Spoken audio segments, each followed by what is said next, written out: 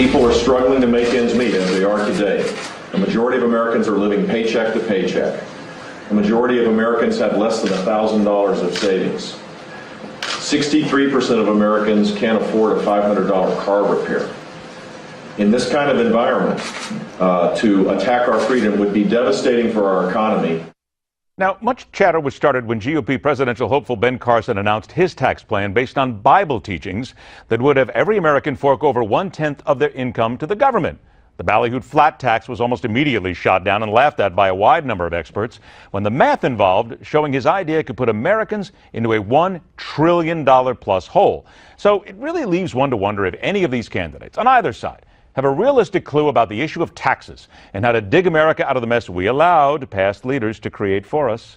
Let's welcome in for the first time best-selling author and small business expert with the SBE Council, the organization dedicated to protecting those all-important small businesses. Susan Solovic joins us here in the studio. Susan, it's a pleasure. Thanks so much for being here. It's my pleasure to meet you.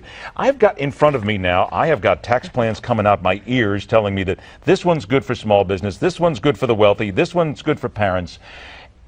But when you look at them, does anybody really understand what they're talking about? You know, it's really scary when you talk about the numbers. They don't add up, and it's definitely going to bring in less revenue. I don't care which plan and the GOP candidates you would choose, although Carly really hasn't come out with her plan yet. I'd be interested to see what, as the former CEO of HP, what kind of a plan she would come out with, because I would think of any of the candidates, she has to understand the numbers and the mathematics involved here and the financials.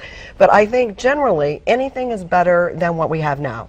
And I do like the concept of a flat tax. I think Donald Trump's ability to lower the corporate tax rate to 15% is very smart. It's good for business. It's good for small businesses. But really what people don't understand when it comes to tax reform, and I was very sad to see that it was so late in the debate yesterday, by the way. It really got buried. Yeah, it did get buried, but I was glad that it did get brought up. They didn't really talk about regulation, which is stifling small business startups in this country.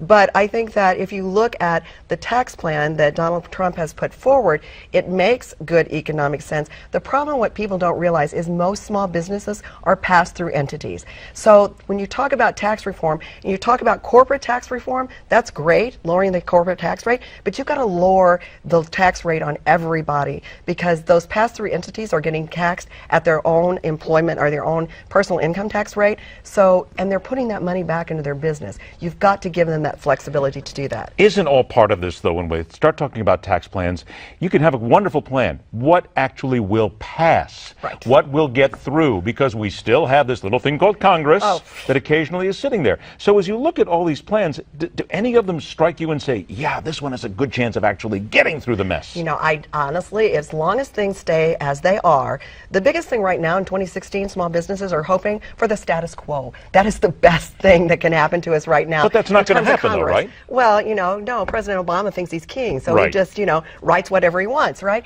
But I think that the issue of polarization in Congress right now is horrible. It is stagnating this economy. We used to be one of the leaders when it came to entrepreneurship. We're now ranked 12th in terms of all the developed countries in terms of entrepreneurship. And for the first time since the Census Bureau has been tracking it, the number of small business startups is below the number of closures.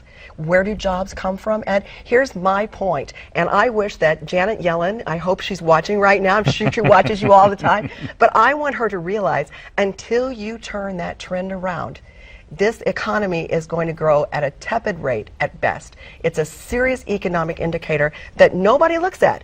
You know, we're looking at the corporates sitting on cash. We're looking at what's happening with crude oil. We're looking at the stock market. But what is happening with small businesses? The labor participation rate is the lowest in 40 years.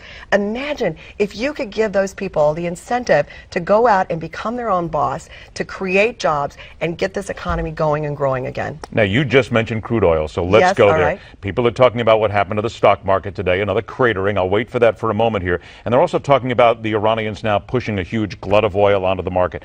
This is very tough to get to the consumers because Joe Beercan and Jane Beercan out there are looking at their gas bills and they're going, hey, look, $1.20 in gasoline. I'm loving this.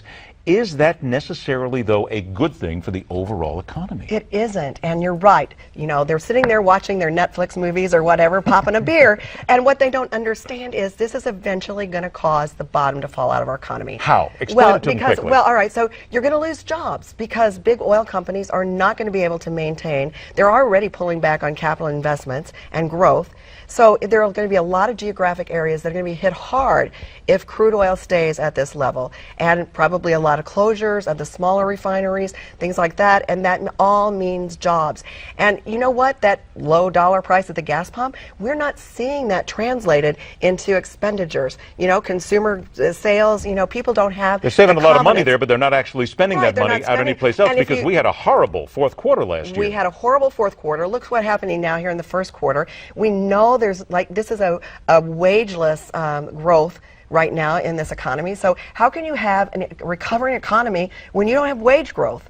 And you know, the last jobs report that came out, that 300,000 jobs basically were created, and yeah, the unemployment Which rate is kind of a is fuzzy low. number to Oh, begin with as well. My mother always used to say, figures lie and liars figure, and boy, oh boy, is that a good example of that. I think they're coming out to about 11,000 actual jobs by the time the Obama administration's numbers are checked. Right. 20 seconds left. The cratering of Wall Street and the stock market, should people really be concerned, or is this a correction? Well, it is a correction, I think, and my theory is, because I'm a long-term investor, you never panic. You know, it's always going to turn around. It's always going to be okay.